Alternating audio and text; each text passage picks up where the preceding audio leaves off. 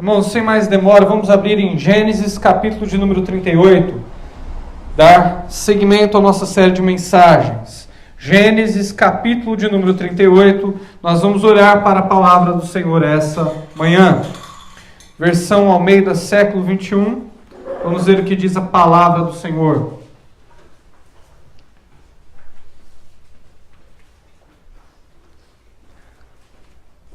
Nesse tempo, Judá deixou seus irmãos e foi para a casa de um adulamita chamado Hira.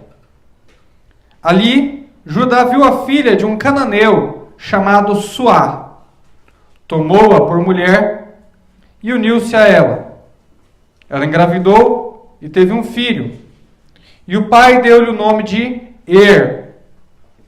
Ela voltou a engravidar e teve um outro filho, a quem deu o nome de Onã. Teve ainda mais um filho, e deu-lhe o nome de Selá. Judá estava em Quezibe quando ela teve o filho. Depois Judá tomou para o seu primogênito, uma mulher chamada Tamar. Primogênito de Judá, era mau aos olhos do Senhor, pelo que o Senhor matou.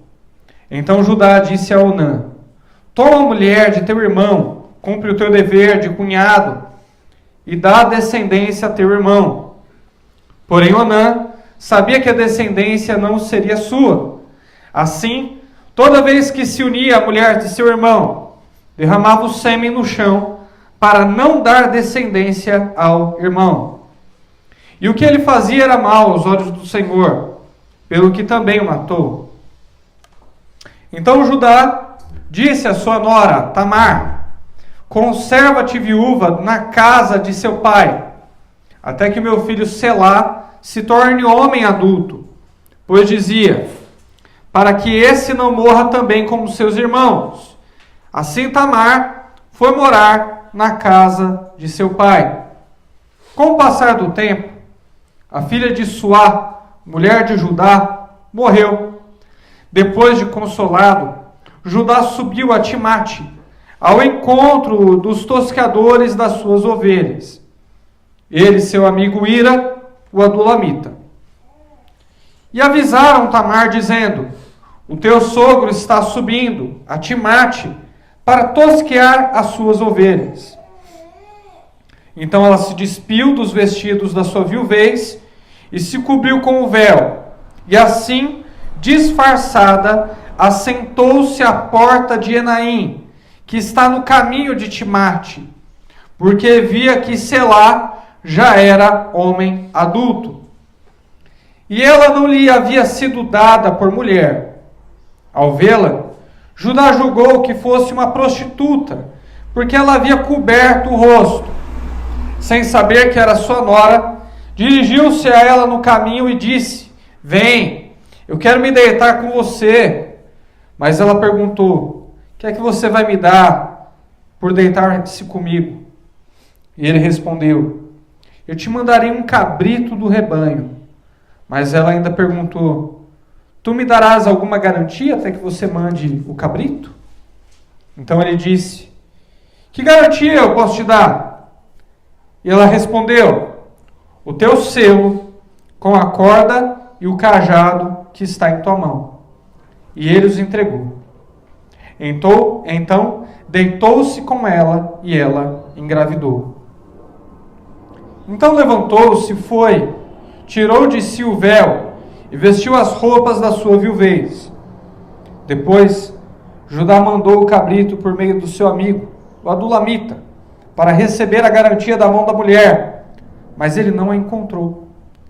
Então perguntou aos homens daquele lugar: onde está a prostituta cultural que estava junto ao caminho de Enaim? E eles disseram: aqui não esteve nenhuma prostituta cultural. E ele voltou a Judá e disse: não a encontrei. E também os homens daquele lugar disseram: aqui não esteve nenhuma prostituta cultural. Então Judá respondeu: que ela fique com a garantia, para que não sejamos envergonhados. Eu mandei esse cabrito, mas já que você não encontrou... E passados quase 3 meses, disseram a Judá: a sua nora Tamar prostituiu-se e está grávida da sua prostituição. Então Judá disse: levai-a para fora e seja ela queimada. Quando estava sendo levada para fora, ela mandou dizer a seu sogro: eu engravidei do homem a quem pertencem essas coisas. E disse mais: peço que reconheças de quem são o selo com o cordão e o cajado. Judá os reconheceu e disse: ela é mais justa do que eu, porque eu não lhe entreguei o meu filho Selá. E nunca mais a conheceu intimamente. Sucedeu que no tempo de dar à luz, havia gêmeos em seu ventre. E quando deu à luz, um pôs a mão para fora, e a parteira tomou um fio vermelho, e o amarrou em sua mão, dizendo: esse saiu primeiro. Mas ele recolheu a mão, e então o seu irmão saiu, pelo que ela disse: como rompeste saída? E por isso foi chamado Pérez. Depois saiu o irmão, dizendo: na mão o fio vermelho, e foi chamado Zerá. Até aí. Um texto um pouco longo, um texto totalmente trágico. Você deve ter percebido o que aconteceu aqui. Judá, quem era Judá? Um dos irmãos mais velhos de José. Alguém extremamente violento. Nós vimos o seu histórico, os seus antecedentes criminais. Quando ele passou pela cidade de Siquém e ao fio da espada matou os homens enquanto eles estavam dormindo. Judá também foi um daqueles que vendeu José como escravo para os ismaelitas. Na verdade mesmo, a ideia foi dele. Então você vê os requintes de crueldade de Judá. Você percebe o quanto que ele é mau, você percebe o quanto que ele é perverso. E o título dessa mensagem essa manhã é justamente esse: Judá, o perverso. Eu quero que você dê uma boa olhada na maldade de Judá. Eu quero que você observe com cuidado as trevas que moram no seu coração. E por que esse texto está na Bíblia? Um texto tão terrível. Para mostrar que Judá é justamente o contrário de José. Alguém aqui já assistiu aqueles desenhos animados? Onde o personagem passa para um outro mundo e aí descobre um eu dele totalmente diferente dele. Vocês já viram desenhos animados assim? Eu já vi alguns. E parece que esse mundo está representado aqui no capítulo de número 38. Judá é o antitipo de José. Judá é a contradição de José. É José ao contrário. Enquanto José é fiel e bom, Judá é infiel e mau. E é isso que eu quero que você perceba essa manhã. E ao passo que a gente se aprofunda no texto, muitas aplicações serão feitas na cidade em que vivemos e no seu estilo de vida. Vamos olhar para o texto, vamos ver o que nós temos aqui. Nesse tempo, Judá deixou seus irmãos e foi para a casa de um adulamita chamado Ira. Judá, sendo solteiro, ele deixou a casa do seu pai, deixou a convivência com os seus irmãos, e ele foi para uma terra distante e pagã, habitar e morar no meio de um povo que não cultuava o seu Deus, o único Deus verdadeiro. Era um povo pagão, era um povo que servia a falsos deuses, e Judá achou melhor morar ali. Algumas pessoas ousam dizer: não, Judá foi morar ali porque ele não conseguia conviver com o fato de ter vendido José para os ismaelitas e ver o pai todos os dias triste por conta da aparente morte de José. Mas isso é inferir coisas ao texto, coisas que nós não temos certeza. O fato é que Judá, sendo alguém perverso, sendo alguém mau, sendo um crente nominal, foi morar no meio de um povo pagão porque se sentia bem ali e constituiu família ali. Foi na casa do seu amigo, adulamita, chamado Ira, e ele viu ali um cananeu chamado Suá. E a palavra diz no verso de número 2 que ele tomou a filha de Suá por mulher, por esposa. E aí nós vemos dois pecados na vida de Judá. Primeiro, ele desobedeceu a ordem divina de só se casar com pessoas da sua própria tribo, da sua própria família. Deus queria constituir um povo para chamar de seu. Deus queria constituir um povo para chamar de santo. Um povo que seria separado do mundo para Deus, que adoraria o único Deus verdadeiro e na frente de todos os povos mostraria o que é servir verdadeiramente ao único e verdadeiro Deus. Judá desobedeceu essa ordem do Senhor. Contrariar o decreto do Senhor é pecado. Judá se recusou a casar com uma mulher que era separada para Deus. Ele se recusou a casar com uma mulher que fosse entregue e servisse ao Deus dos seus pais. Ele preferiu casar com uma pagã. E ele fez errado de casar com uma mulher que não serviu ao seu Deus. Mas se você observar, tem um outro erro aqui. Judá viu a filha de um cananeu chamado Suá e tomou ela por mulher e uniu-se a ela. Qual é o nome da esposa de Judá? Você não encontra. Você vê algumas genealogias breves no livro de Gênesis que citam os nomes das esposas, dos maridos. Mas em um capítulo dedicado inteiramente à história de Judá, você não encontra o nome da sua esposa em lugar nenhum. E a gente tem que se perguntar por que você não encontra o nome dela. Nome é posição de honra, ainda mais na cultura judaica. Nome, quando você tem um nome, quer dizer que você é gente. E Judá parece que considerava essa mulher apenas como um objeto. Judá parece que objetificava essa mulher. Era uma mulher com propósitos. Era uma mulher com um determinado fim. Era uma mulher para um prazer pessoal. E por isso que ela não tinha nome. Porque esse livro parte do pressuposto da ótica de Judá, que não enxergava ela como um ser humano. E por que não enxergava ela como um ser humano? Teve 3 filhos. O nome do primeiro filho quer dizer rocha. Quer dizer forte.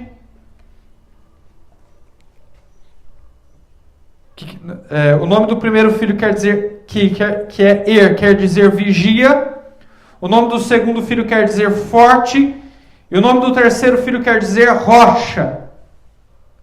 A ideia aqui é firmeza. A ideia aqui é constituir raízes. Estou com tudo pronto. Meu filho é um vigia, o outro é forte e o terceiro é rocha. É como se Judá estivesse declarando: é aqui no meio desse povo que eu quero constituir raízes. É aqui que eu quero firmar minha descendência. Eu estou firme no meu propósito de fazer aqui o meu lar. É isso que Judá está declarando. É o seu intento de contrariar a vontade do seu pai. Se você perceber, qual foi o conselho do avô de Judá para o pai de Judá? Qual foi o conselho de Isaac para Jacó? Olha, não case com as mulheres dentre as cananeias, não faça isso. Vai para a casa da sua mãe e case com alguém de lá. Para que Deus tenha um povo santo. Para que Deus tenha um povo para chamar de dele. Mas Judá não fez isso. Não seguiu o modelo de Isaac, não seguiu o modelo de Jacó. Ele seguiu o seu próprio modelo, quis fazer as coisas conforme ele achava certo. E ele foi para essa terra pagã e quis ali construir as suas raízes, contrariar o decreto de Deus. Não me importa se o Senhor quer ter uma nação para chamar de sua, não me importa se o Senhor quer ter um povo para chamar de santo, de separado, eu vou construir raízes entre os pagãos. É isso que ele está declarando. E o primeiro filho de Judá, tanto faz, ele era tão bom que Deus o matou. Olha o que diz o verso de número 7. primogênito de Judá, era mau aos olhos do Senhor, pelo que o Senhor o matou. Uma descendência como essa, uma descendência meio aos pagãos e meio aos infiéis, não tem como dar certo. E o resultado é que o primogênito de Judá não era nada bom. Parece que conseguiu superar a maldade do pai, porque Deus resolve matar Judá, resolve matar mas não mata Judá. Deus o matou de tão bom que ele era. A palavra não especifica quais os pecados de magia negra, paganismo, mentira. A Bíblia não especifica, a gente só consegue imaginar quais os pecados mais em moda, mais em alta na época. Mas o fato é que por ter um coração mau, um coração perverso, Deus o matou, Deus o arrancou da terra dos viventes. Esse é o nosso Deus, um Deus de justiça. Um Deus que combate o mal e o arranca pela raiz. E aí Judá, vendo aquela situação, que o seu filho mais velho ele havia morrido, ele chega para o do meio, que é Onã, e fala o seguinte: olha, Onã, casa com a mulher do teu irmão, porque não deixou descendência. Era costume da época que quando o primogênito morresse, o mais novo ia lá e casava com a cunhada para continuar a descendência.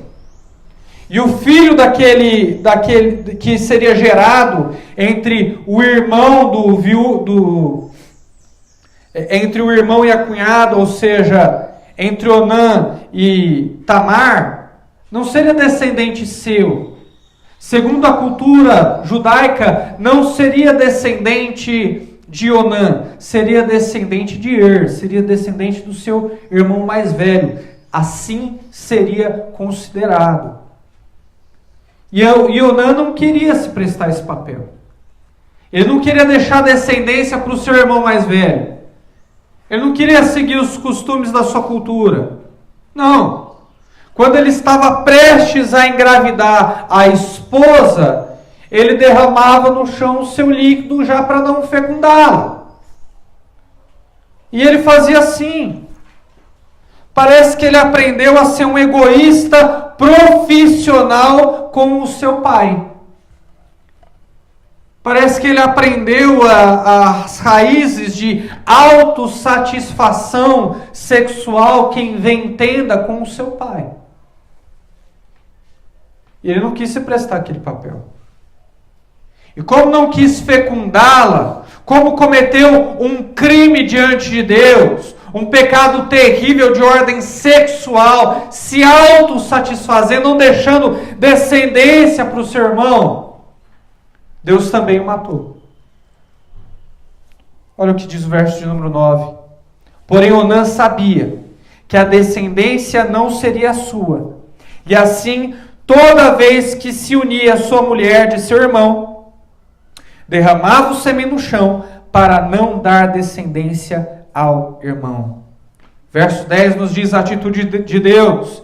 E o que ele fazia era mal aos olhos do Senhor, pelo que também o matou. Primeiro filho de Judá, mal, Deus vai lá e o mata. Segundo filho de Judá, mal, Deus vai lá e o mata.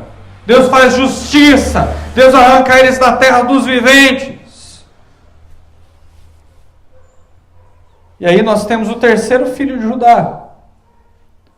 Judá já tinha perdido o filho mais velho, já tinha perdido o filho do meio, não consegue discernir aquela situação, não percebe que o pecado era dos filhos, que não tinha nada a ver com Tamar, mas acha que ela está dando azar.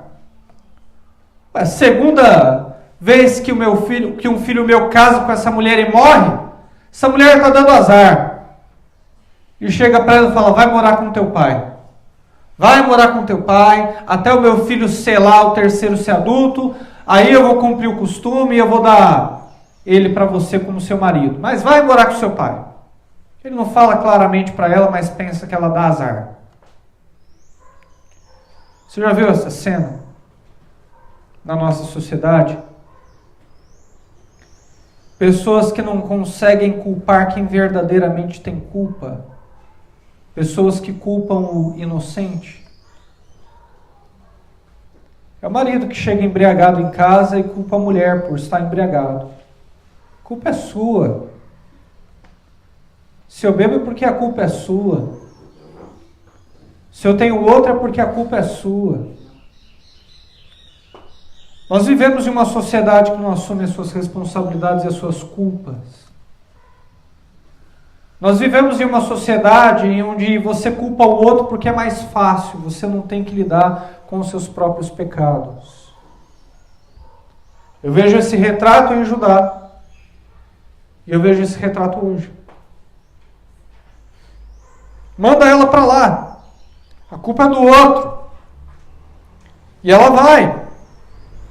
Tempos se passam, Judá não manda Selá para ser esposo de Tamar, e um dia ele sobe com o seu amigo Ira, as más companhias que Judá sempre estava perto. Diga-me com quem andas que eu te direi quem és. Tem um amigo, o melhor amigo dele é pagão, e ele sobe para encontrar os tosqueadores, aqueles que iam tirar a lã das suas ovelhas.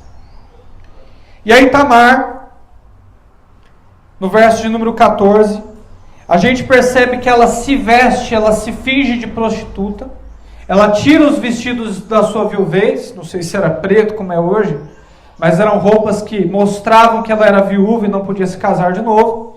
Ela tira os vestidos da sua viuvez e coloca roupas de prostituta. Também não sei como eram as roupas das prostitutas da época, mas o fato é que ela assim se identifica e fica no meio do caminho esperando pelo sogro, avisada de que o sogro viria. Ela fica no meio do caminho e diz: olha, eu conheço meu sogro. Eu sei que ele tem um apetite sexual desvairado, frenético, e eu vou ter descendência.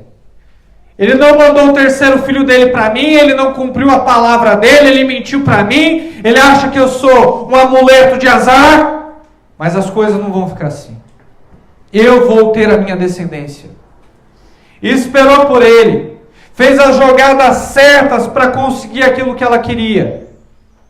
Ela diz o seguinte: olha, eu me deito com você, o que você vai me dar em troca? E Judá: não, eu te dou um cabrito. Aí ela: não, me dá o seu cajado e a sua corda. Instrumentos que o identificassem, porque ela usaria isso mais tarde. Me dá o seu cajado e a sua corda. Eu imagino quanto que era difícil e pesado viajar sem um cajado que ajudava a caminhar, a pastorear as ovelhas, e a corda. Mas Judá assim deu para ela como garantia até dar o cabrito para poder se satisfazer com ela. Judá não sabia que era nora, mas ele tinha um apetite insaciável. E assim, ele foi lá e fecundou a sua nora. Sem saber, teve relação com ela, e ela conseguiu o que queria. Ela conseguiu gerar descendência. Mais tarde nós veremos que ela teve gêmeos. Você conhece gente assim? Que os fins justificam os meios? É Tamar. Não, eu quero ter um filho. Eu quero ter descendência. Quero ter uma família. E não importa o que eu tenho que fazer para isso, eu vou conseguir. Você conhece gente assim, que os fins justificam os meios? Eu vou conseguir ele para mim, não importa se ele é casado ou não, eu vou conseguir ele para mim.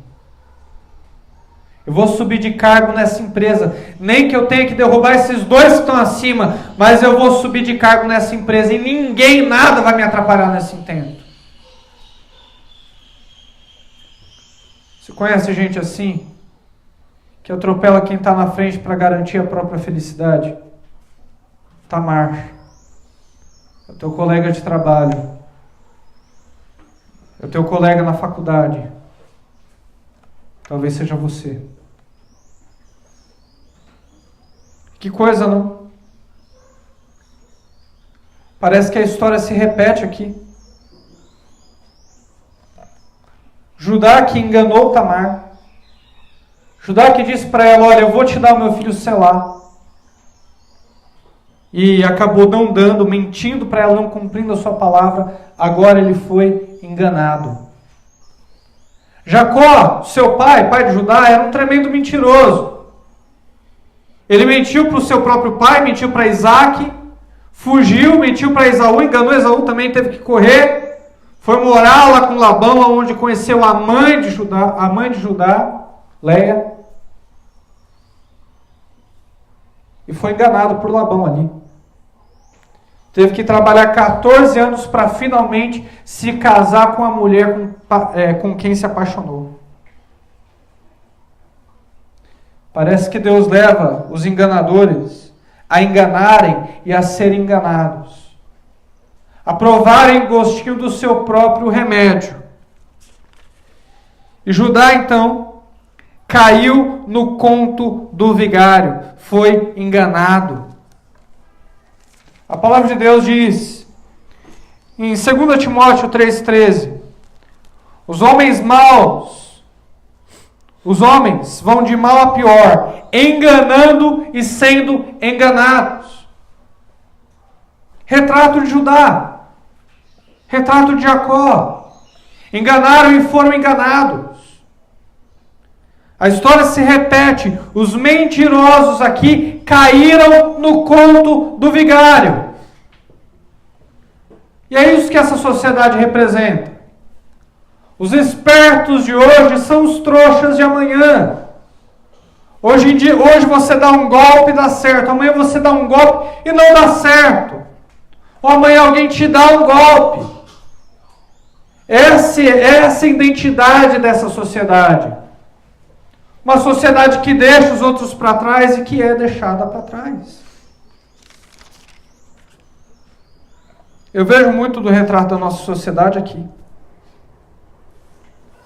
Um desejo sexual não tratado, um desejo frenético por autossatisfação que parece que nunca é curada. Não é essa a sociedade que nós vivemos? O que nós temos aqui? Se a gente for revisar o texto, até agora a gente percebeu que assim como Judá, a nossa sociedade é uma sociedade que objetifica as pessoas, que usa elas como objeto. É uma sociedade digna de morte, capazes das piores atrocidades. É só a gente ligar o jornal e a gente vai perceber o quanto que Deus é misericordioso, porque a sociedade é digna de morte por aqueles que tais atos praticam. É uma sociedade que adora o sexo, que presta um verdadeiro culto, homenagem ao sexo. Sites pornográficos, filmes pornográficos, ruas Augusta que não nos deixam mentir. É uma sociedade mentirosa. É uma sociedade que arranja culpados para suas próprias ofensas. Essa é a sociedade que a gente vive. E o pior de tudo, uma sociedade que não quer ser tratada. Uma sociedade que não quer ser curada. Jesus Cristo já tinha percebido isso muito antes da gente. Ele chega e conta uma parábola chamada parábola do semeador. E ele fala, olha gente, a semente é a palavra de Deus e é assim. Cai em pedregulho, cai no meio de espinho, cai no meio do caminho. E poucos dão fruto com perfeição. A maioria não quer saber da palavra de Deus. E não pensa que Jesus ele chegava para o povo e contava uma historinha para o povo se converter, para o povo entender a palavra de Deus. Não. Era para o povo não entender. Parábolas eram juízo para aquela sociedade. No final da parábola do semeador, em Mateus 13:15, Jesus Cristo vai falar, olha, para que ouvindo não ouçam, e para que vendo não vejam. E para que assim sendo, eles possam endurecer mais os seus corações e não sejam curados dos seus próprios pecados. Jesus Cristo percebeu que aquela sociedade era uma sociedade que não queria ser curada, que não queria ser tratada. Ctrl+C, Ctrl+V da nossa sociedade moderna. E aí Judá tem notícia. Tem notícia de que sua nora Tamar engravidou, não sabia que era dele. E quando ele tem a notícia, ele fica enfurecido. Como assim? Era para ela ter esperado meu filho, ainda que eu não fosse dar meu filho para ela. Isso é revoltante. Como ela ousa satisfazer o seu apetite sexual? Eu posso, ela não. Eu tenho direito ao prazer, ela é mulher, ela não pode se satisfazer. Existe alguma coisa que machuque mais do que a hipocrisia? E a nossa sociedade hoje não é uma sociedade hipócrita. Julga o pecado dos outros, mas ela mesma pratica esse pecado. Judá era assim. Chegou perto de Tamar e ele queria a pior das punições. Vamos trazer ela para fora, essa mulher vai ser queimada. Quem te engravidou? Que eu vou matar ele também. Não, então, quem me engravidou foi o homem a quem pertencem esses objetos. Mostrou a vara, mostrou a corda. Aí Judá olhou aquilo ali. Não, pensando melhor, né? Pensando melhor, essa mulher não é tão ruim assim. Pensando bem mesmo, ela é mais fiel do que eu, porque eu não dei meu filho para ela e ela guardou a sua viuvez. Ele reconheceu que aqueles objetos pertenciam a ele. A sua máscara caiu. E a máscara de Judá nos mostra um pouco da máscara que essa sociedade usa. Uma sociedade que é todo esse exposto que eu já falei. Mas um dia suas máscaras vão cair. Naquele último dia, quando Jesus Cristo voltar, vai cair toda a objetificação para com o próximo, toda a falta de amor. Vai cair toda a maldade. Vai cair todo o prazer compulsivo, sexual, frenético. Naquele dia, vai cair toda a mentira. Ninguém vai poder culpar o outro, porque todos vão ficar mudos, vão reconhecer a sua própria culpa. E o tempo de tratar, o tempo de ser curado, vai ter expirado, vai ter acabado.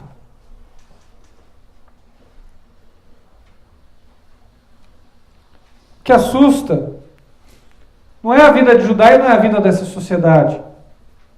Porque a gente está vendo o quanto que Judá é mau e a gente sabe, ninguém nos engana, o quanto que essa sociedade é perversa.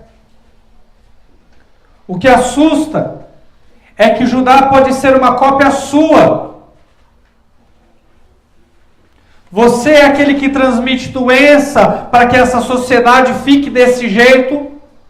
Ou as doenças da cidade vão impregnando você? É uma troca, é uma osmose.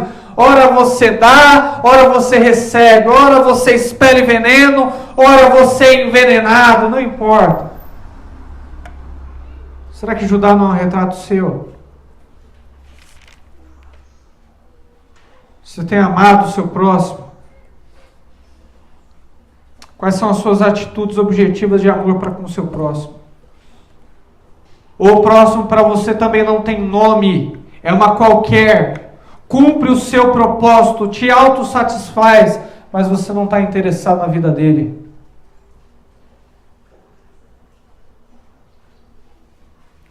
Você é alguém que é digno de morte pela sua maldade, pela sua agressividade, pelo seu pecado, você é digno de morte diante de Deus. É esse o seu retrato essa manhã? Se autoavalia, meu Deus do céu!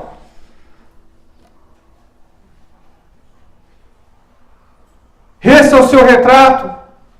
Alguém que constrói um verdadeiro altar para o sexo. E aí não olha para quem está à direita, não olha para quem está à esquerda, não para por nada e nem por ninguém para buscar e satisfazer o seu intento.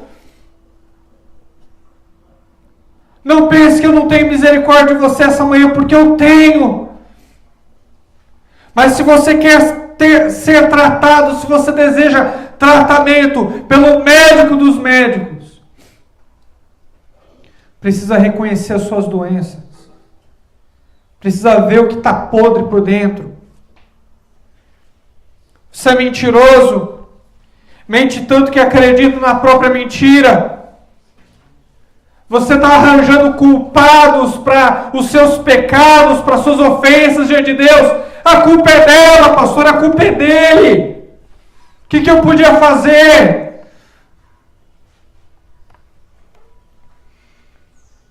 Ninguém é culpado pelos seus pecados senão você. Assuma a sua culpa.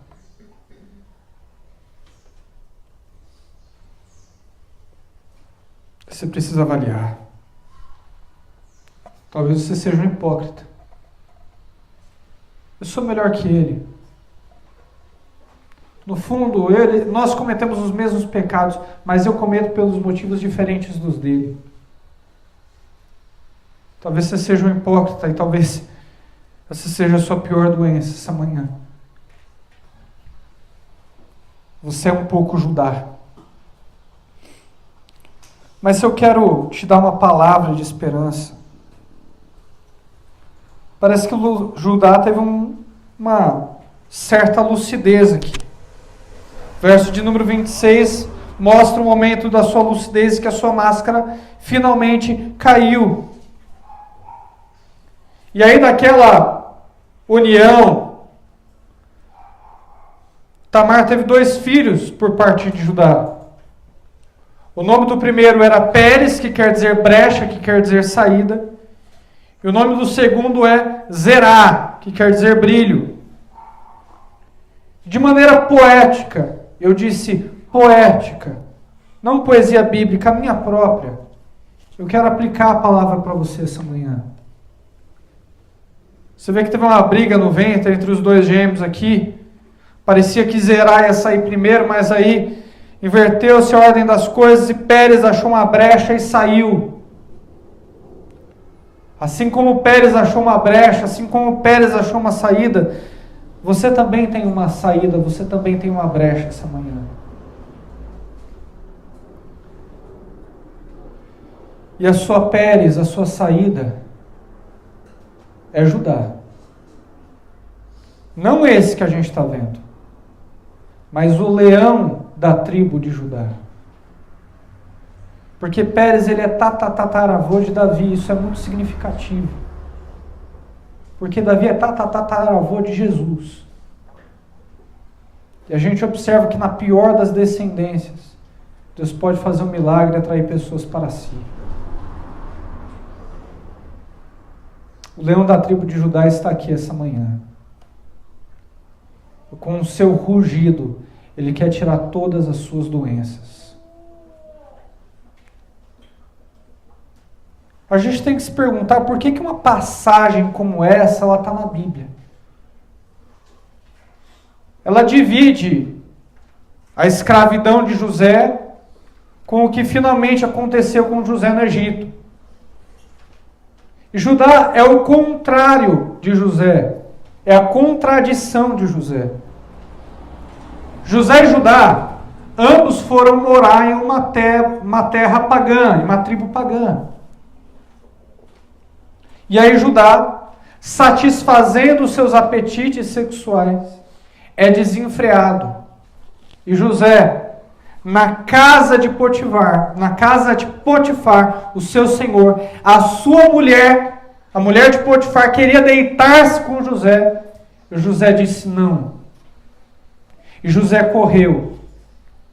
Os 2 estavam em uma terra pagã. Os 2 estavam em uma terra distante da dos seus pais. Mas um escolheu satisfazer o seu desejo. E o outro escolheu matar a sua carne. As roupas e os objetos pessoais de Judá provam a sua culpa. Olha, você me engravidou. Você é perverso. Mas as roupas que a mulher de Potifar tinha nas mãos provavam a inocência de José. Por isso que essa passagem está na Bíblia. Para provar que Deus pode preservar os seus santos na pior das circunstâncias. Talvez você diga, pastor, esse é um patamar muito alto de santidade. O padrão é Cristo. E a gente vê José, na pior das circunstâncias, guardando a palavra do Senhor. O leão da tribo de Judá é poderoso para te guardar também. É poderoso para te livrar da tentação. Submeta-se ao seu reinado. Submeta-se ao seu governo. E eu te garanto que você pode enfrentar a pior das tentações. Você vai sair bem-sucedido de maneira espiritual para a honra e glória do Senhor.